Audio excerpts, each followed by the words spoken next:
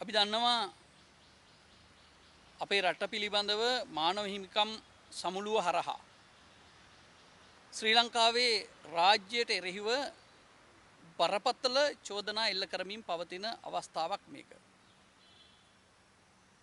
ඒ චෝදනා අතර පහුගිය කාල වකවානුවේ තිබුණේ ශ්‍රී ලාංකීය හමුදා යුද අපරාධ සිද්ධ කළා කියන චෝදනාව. දැන් ඒකට අලුතෙන් එකක් එකතු වෙලා තියෙනවා.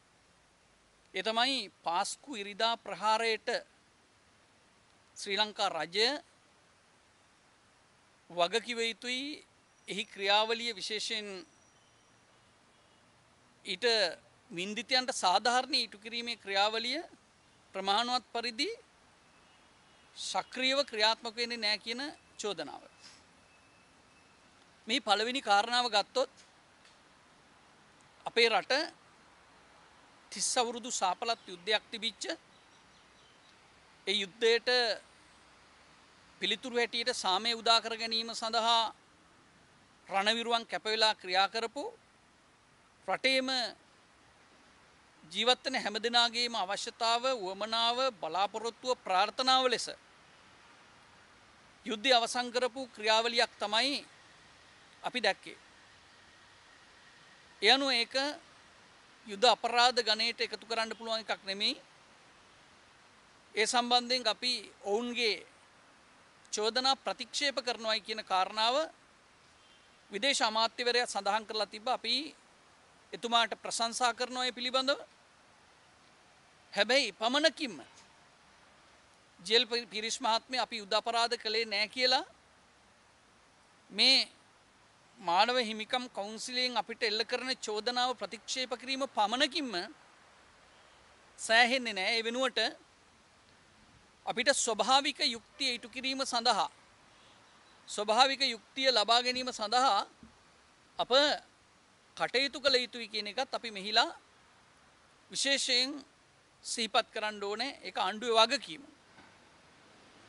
ඒත් එක්කම රටක් හැටියට මේ ජාත්‍යන්තරයෙන් එන බලපෑම් වලට අපි සමගි සම්පන්නව රටේ ජනතාව මුහුණ දෙන්න ඕන. මේක සිංහල, දෙමළ, මුස්ලිම්, එහෙමත් නැත්නම් හින්දු, ඉස්ලාම්, කතෝලික ආදී වශයෙන් බෞද්ධ මේ විදිහට ಜಾති වශයෙන් හෝ ආගම් වශයෙන් හෝ පක්ෂ වශයෙන් හෝ බලපාන කාරණාවක් නෙමෙයි, රටක් හැටියට අපිට බලපාන කාරණාවක්. ඒ නිසා මේ ජාත්‍යන්තරයෙන් එළබෙන ඇතැම් චෝදනාවලදී ඒවා මේ ආණ්ඩුවට එරෙහිව එන චෝදනා හැටියට ලඝු කරලා හිතලා ජාතිකවාදීන් නිහඬව ඉන්න ගතියක් අපිට පේන්න තියෙනවා. හැබැයි මේක ආණ්ඩුවට එරෙහිව එන චෝදනා නෙමෙයි, මේ රටට එරෙහිව එන චෝදනාවක් කියන එක අපි කවුරුත් තරේ මතක තබා ගත යුතු වෙනවා. ඒත් එක්කම මෙහිදී විශේෂ සාකච්ඡාවට බඳුන් වෙන අපේ රටේ මේ මොහොතේ ප්‍රවෘත්ති අතර ඊටාම ඉදිරියෙන් තියෙන එකක් තමයි පාස්කු ප්‍රහාරය රාජ්‍ය තාන්ත්‍රික දුර්වලතා නිසා වළක්වා ගන්න බැරි වුණාය. ඒ නිසා ඒ රාජ්‍ය තන්ත්‍රයේ හිටිය පුද්ගලයන්ට දඬුවම් කළ යුතුය කියන මේ අදහසක් ජනිත වෙලා තියෙනවා. ඇත්ත. රාජ්‍ය තන්ත්‍රයේ දුර්වලතා මේ පාස්කු ප්‍රහාරයේ එල්ලවීම සඳහා හේතු වුණා. ඒක අපි පිළිගන්න ඕනේ. හැබැයි ඒක 2015න් පස්සේ ඇතිවෙච්ච ආණ්ඩුව විතරක් නෙමෙයි. ඊට කලින් මේ රටේ තිබුණු සියලු ආණ්ඩු වග කියන්න ඕනේ මේ ක්‍රමානුකූලව අන්තවාදය පෝෂණය වෙලා මේ උම්මත්තක පාස්කු ඉරිදා ප්‍රහාරය දක්වා ඔවුන්ගේ මේ ආගමනයට හැම කෙනෙක්ම වග කියන්න ඕනේ. ඒක අපි ඉතා පැහැදිලිව සඳහන් කරනවා. ඒත් එක්කම මෙහිදී අපි සඳහන් කරන්න ඕනේ ඒ අන්තවාදීන් පෝෂණය කිරීම, හොරතල් කිරීම දිගටම ආණ්ඩු විසින් තමන්ගේ විවිධ උපක්‍රම, අවශ්‍යතා, දේශපාලනික මෙවලම් ලෙස භාවිතා කරලා තියෙනවා. හැබැයි දැන් මේක ජාතික ප්‍රශ්නයක් බවට පත් වෙලා තියෙන්නේ. ජාත්‍යන්තරයේ පවා මේකට අතපොවන්න අපේ යම් යම් පුද්ගලයන්ගේ සමහර දුරදිග බලා කටයුතු නොකිරීම නිසා ජාත්‍යන්තරයේ පවා මේකට අතපොවන්න දැන් අවස්ථාව වේදිලා තියෙනවා. පාස්කුවෙරිදා ප්‍රහාරයේදී අගතියට පත් උනේ බහුතරයක් කතෝලිකයන් බව ඇත්ත. ඒ වගේ මේ අගතියට පත්වෙච්ච කතෝලිකයන් වෙනුවෙන් කාදිනල්තුමාට පෙනී හිටීමට විශේෂ අයිතියක් තියෙන බවත් ඇත්ත. ඒකෙන් වේදනාවට පත් වෙලා ඉන්නේ ඔවුන්. ඒ විතරකුත් නෙමේ කාදිනල්තුමා පාස්කුවෙරිදා ප්‍රහාරය සිද්ධ වුණාට පස්සේ ඒ ජනතාව සංසුන් කරලා නිහඬ කරවලා ඒ කරපු කාරණාවලදී එතුමා ජනතාවට පොරොන්දු වුණා මම මේ වෙනුවෙන් ඔබලාට සාධාරණ ඉටු කරලා දෙනවා කියලා. ඒ නිසා සාධාරණයේ වෙනුවෙන් එතුමාට පෙනී සිටීමට සුද්ධ අයිතියක් තියෙනවා. ඒ වගේම තමයි මේක හුදෙක් කතෝලික ජනතාව එල්ල වුණත් මහා සංඝරත්නයේ හැටියට අපෙත් සෙසු ආගමික පූජ්‍යයන්ගේත් මුළු රටේමත් සියලු දේශපාලන පක්ෂ විපක්ෂ හැමදෙනාගේම වගකීම මේ වෙනුවෙන් පෙනී සිටීම. ඒ නිසා මම මෙහිදී විශේෂයෙන් පාර්ලිමේන්තු මන්ත්‍රීවරුන්ට බලකොට කියා සිටිනවා. ඔබ පාර්ලිමේන්තුවේදී මෙහි සත්‍ය මතු කර ගැනීම සඳහා පෙනී සිටින්න යම් යම් කණ්ඩායම් වල බලල්ලත් බවට පත් වෙලා කටයුතු කරන්න එපා. පහුගියදා ඔබට පේන්නේ නැති එක්තරා තරුණයෙක් මේ වර්තමාන ආණ්ඩුව ජනාධිපතිවරයා බලයට පැමිණීම සඳහා පාස්කුවෙරිදා ප්‍රහාරයේ භාවිතා කළේය කියන මේ ප්‍රකාශයක් ප්‍රකාශ කරලා ඒ විදියට පදනම් විරහිත ප්‍රකාශයක් කරලා ඔහු අරගෙන ආවා ප්‍රශ්න කිරීම සඳහා පොලිසිය වෙත. ඒ වෙලාවේදී ඔහු සමග කතෝලික පූජකවරු දෙන්නෙක් පැමිණියා. ඔවුන් එදා LTT යුද්ධ අවස්ථාවේදී LTT එකට පක්ෂව සංවිධානය වෙච්ච සංවිධානවල සමාජිකයින්. ඒ නිසා අපි පැහැදිලිව කියනවා මේ යට වෙනම කුමන්ත්‍රණයක් තියෙනවා. මේ කුමන්ත්‍රණය අපි තේරුම් ගන්න ඕනේ. ඒ වගේම ජාත්‍යන්තරයේ ඉදිරියේ අපේ රටේ යුද්ධය අවසන් කිරීම සඳහා ජීවිත පරිත්‍යාගයෙන් කටයුතු කරපු රණවිරුවන් යුද්ධ අපරාධකරුවන් යයි ප්‍රකාශ කරන වෙලාවේදී ඔවුන් නිදහස් කර ගැනීම සඳහා ඔවුන් යුද්ධ අපරාධකරුවන් නෙමෙයි ඔවුන් සාමයේ දූතයන් හැටියට සාමය ලබා ගැනීම සඳහා කටයුතු කරපු උදවිය හැටියට ප්‍රකාශ කරන්න අසමත් වෙච්ච ඇතැම් සංවිධාන අද ජාත්‍යන්තර ඉදිරියේදී අපේ රටේ රාජ්‍ය මේ වැරද්දේ වැරදිකරුවන් හැටියට හුවා දක්වන්නට කටයුතු කිරීම සංවේගජනක කාරණාවක්. ඒ අපි තාමත්ම තරයේ ප්‍රතික්ෂේප කරනවා.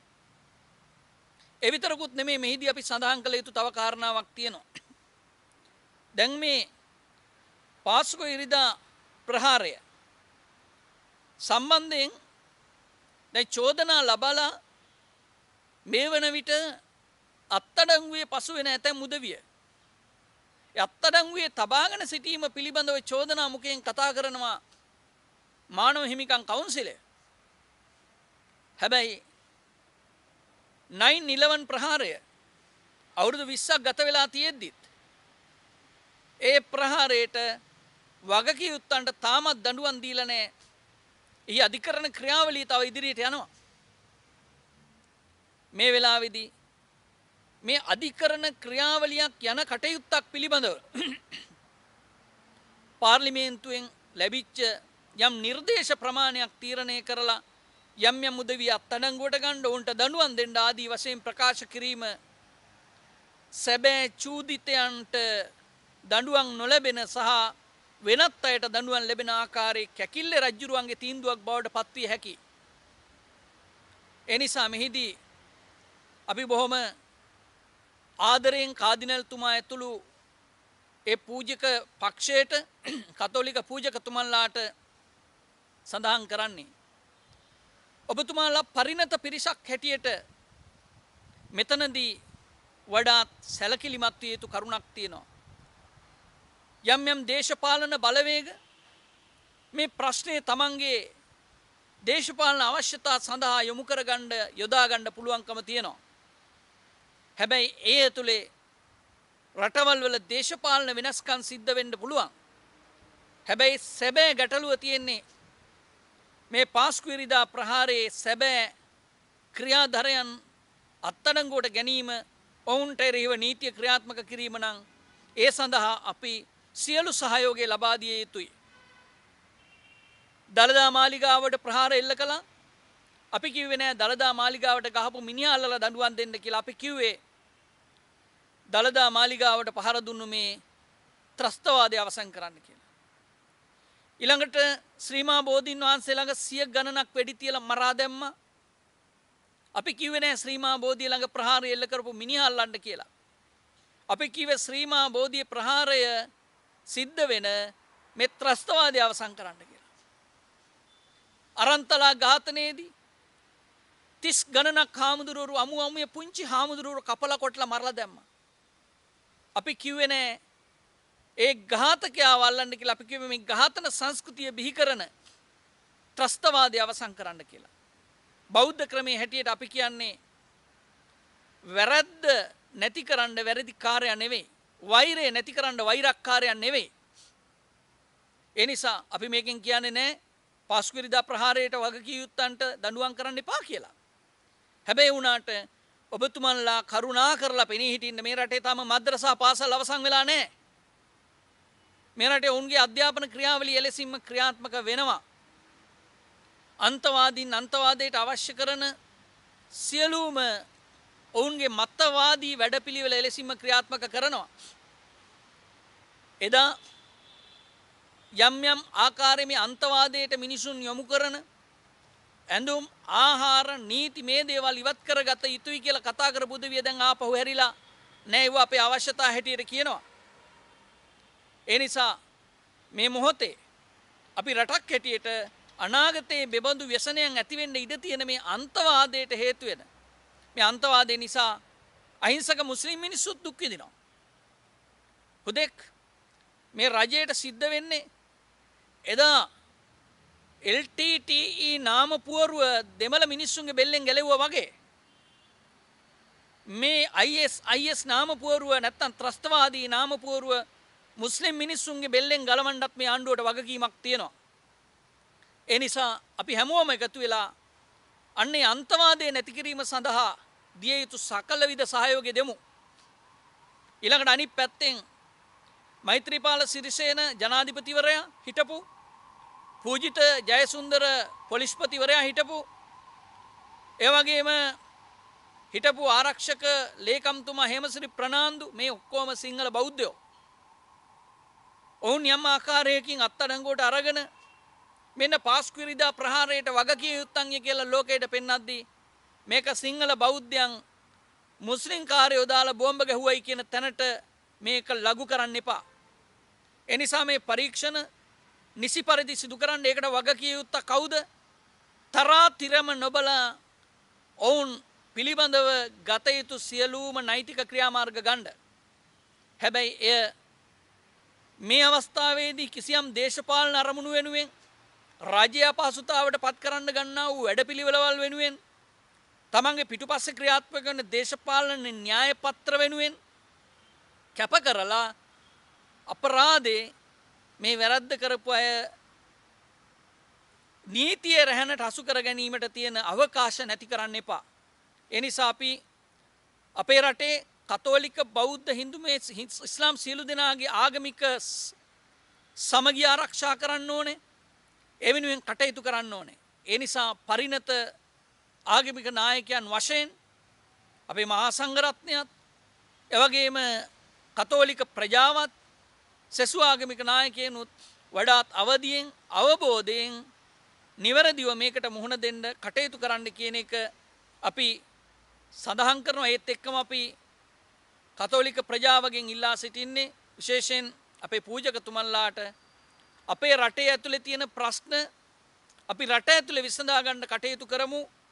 ඒ වෙනුවෙන් ජාත්‍යන්තරය අනවශ්‍ය විදියට සම්බන්ධ කරගෙන මේක මේ සිද්ධ වෙච්ච පාස්කුවිරිදා ප්‍රහාරයේ සැබවින්ම අපරාධයක් ව්‍යසනයක්. හැබැයි මේ ජාතික ව්‍යසනය සමස්ත රටටම එරෙහිව එන පාරාවලල්ලක් බවට පත් කරගන්න නැතුව කටයුතු කරන්න අපි ප්‍රඥා සම්පන්නව කටයුතු කරමු කියන යෝජනාව මම මේ වෙලාවේ සිද්ධ කරනවා. හැම දිනාටම තෙරුවන් සරණයි.